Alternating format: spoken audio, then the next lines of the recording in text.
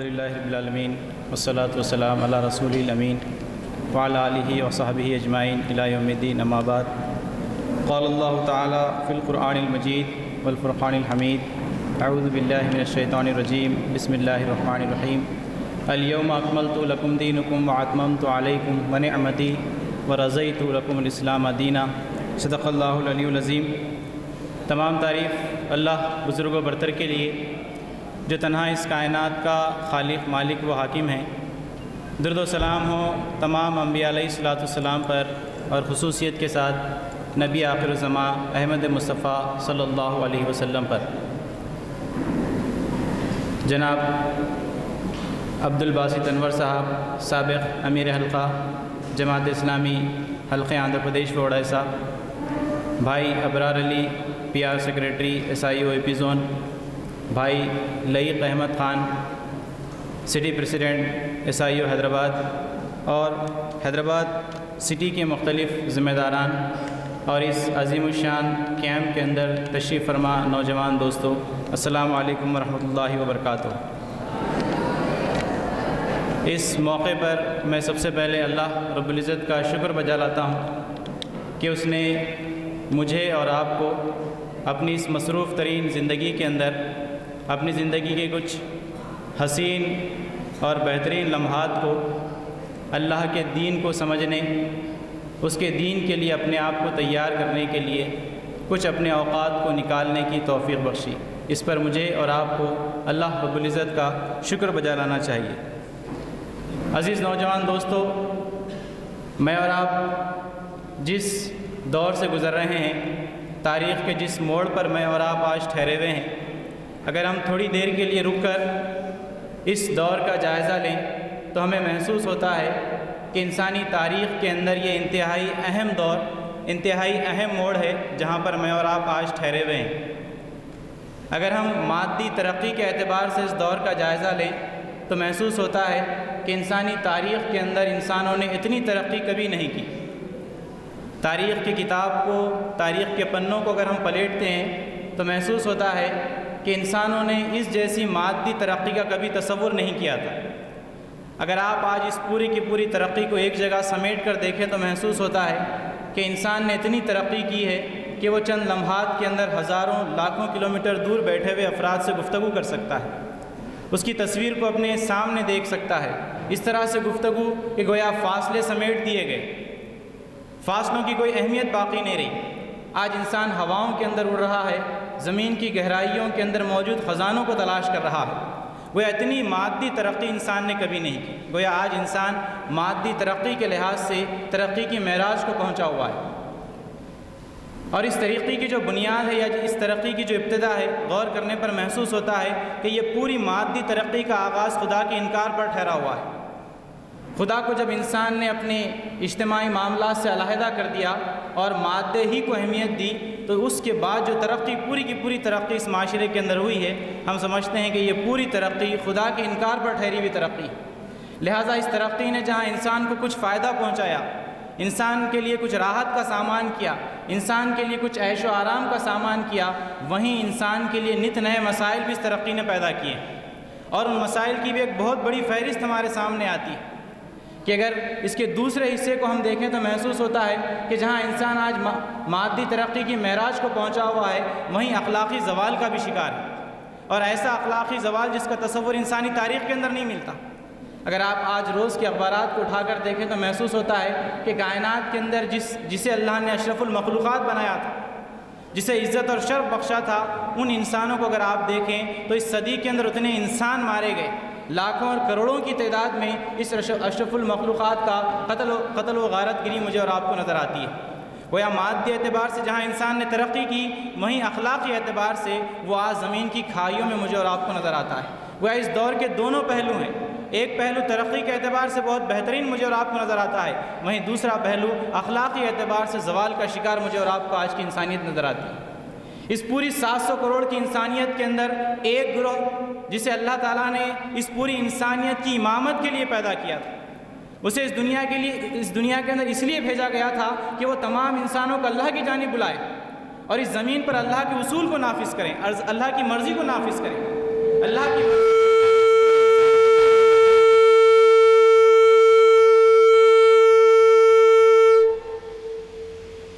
اس پورے کے پورے سماج کو اللہ کی جانب بلانے والے بنے، اس سماج کے اندر بھلائیوں کو غالب کرنے والے بنے، برائیوں سے اس پورے سماج کو بچانے والے بنے، اس ناواقف سماج کو واقف سماج بنا دیں، اور اللہ کے انبیاء کے ذریعے جو شریعتیں نافذ کی گئی تھی، جو شریعتیں بھیجی گئی تھی، ان شریعتوں کے مطابق اس پورے معاشرے کی تعمیر نو کر سکیں۔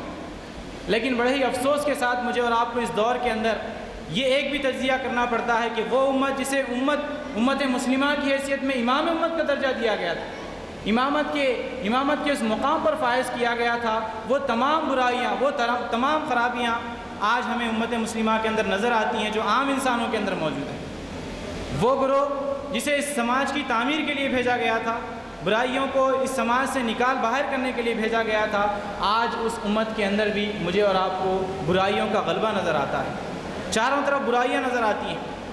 ایسا محسوس ہوتا ہے کہ اس امت کو اس امت نے اپنے مقصد وجود کو بھلا دیا ہے، اسے اس دنیا کے اندر جس کام کے لیے بھیجا گیا تھا اس کام کو اس نے بھلا دیا، اور امت مسلمہ کے نوجوان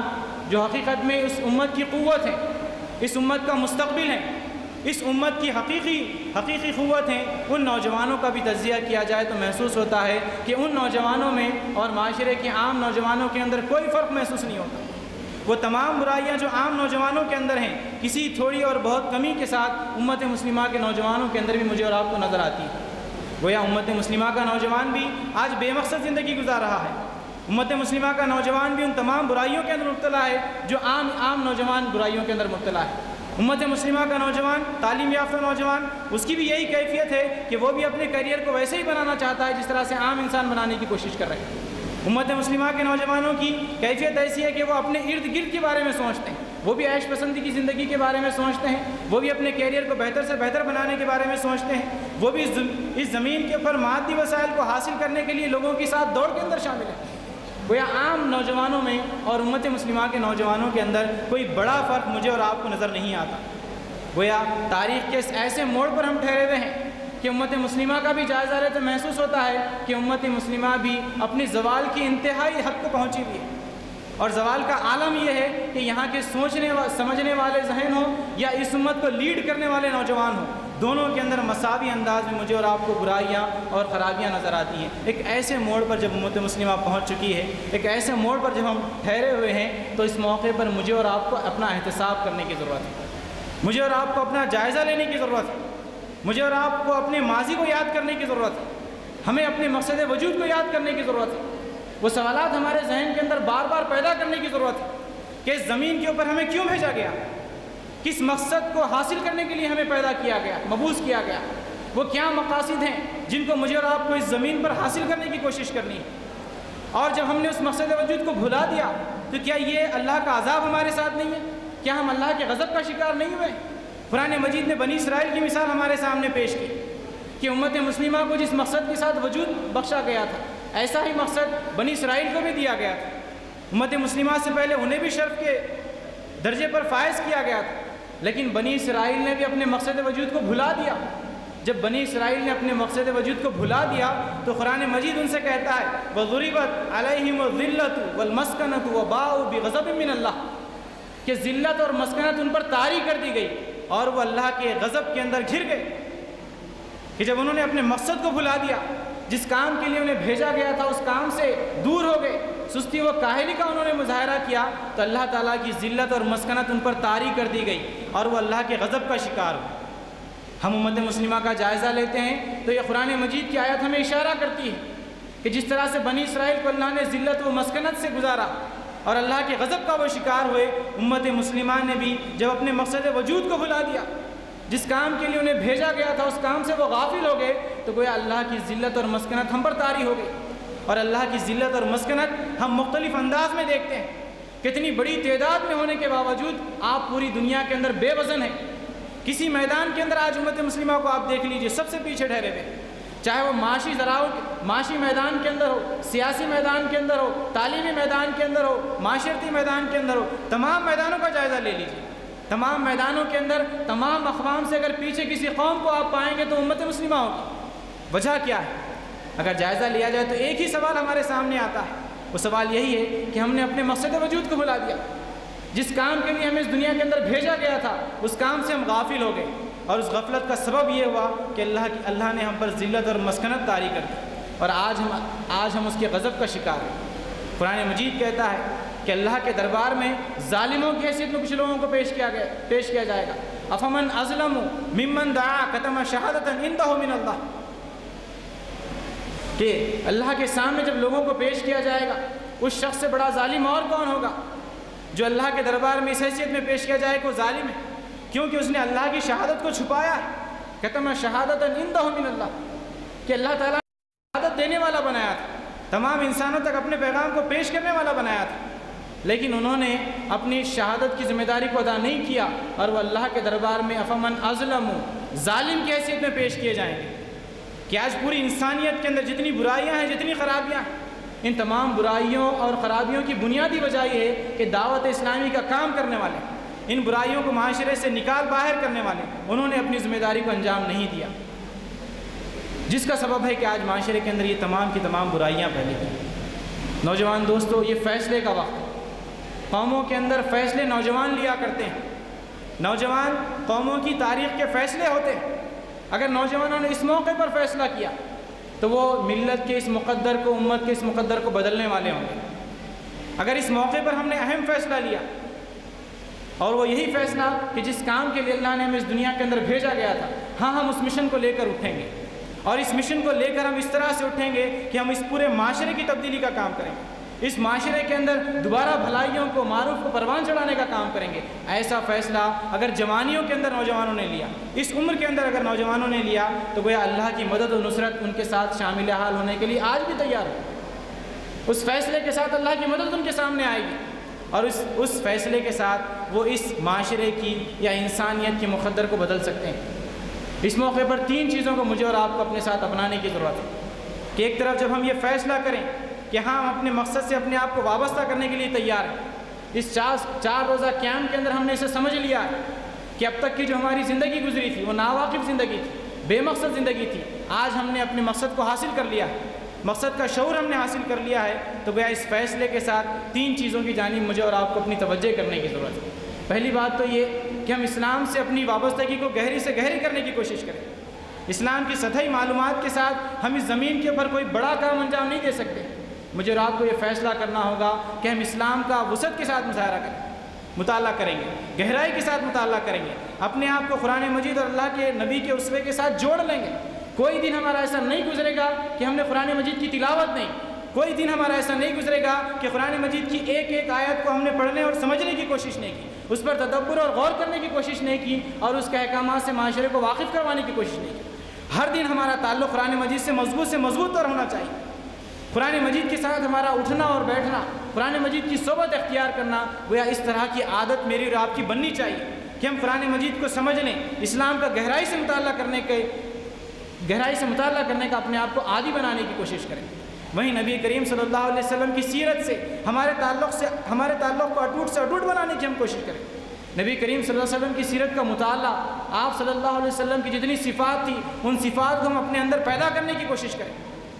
یہ ایک فیصلہ مجھے اور آپ کو اس قیام کے اختتام پر کرنا ہے۔ وہیں دوسرا فیصلہ مجھے اور آپ کو اپنے ایمان کا بار بار جائزہ لینے کی کوشش کرنی ہے، ہماری اس یقین کی کیفیت کو بہتر سے بہتر بنانے کی کوشش کرنی چاہیے۔ کوئی دن ہمارا ایسا نہیں گزرنا چاہیے کہ ہم نے اپنے آپ کا احتساب نہیں کیا کہ گزرے ہوئے کل کا میرا کیا معاملہ تھا اور آج میرا کیا معاملہ ہے، اور کل آنے والے دن میرے یقین کی کیا کیفیت ہونی چاہیے۔ اس یقین کی کیفیت کو بہتر سے بہتر بنانے کے لیے مجھے اور آپ کو اپنے آپ کو جتنے احکام الہی ہے اس پر عمل کرنے کے لیے تیار کرنا ہو۔ نمازوں سے ہمارے تعلق کو مضبوط سے مضبوط کرنے کی کوشش کرنی ہوگی۔ نمازوں کے معاملے میں ہم سے کوئی کوتاہی سرزد نہ ہو۔ مسجد کے اندر سب سے پہلے جانے والے ہم بنے،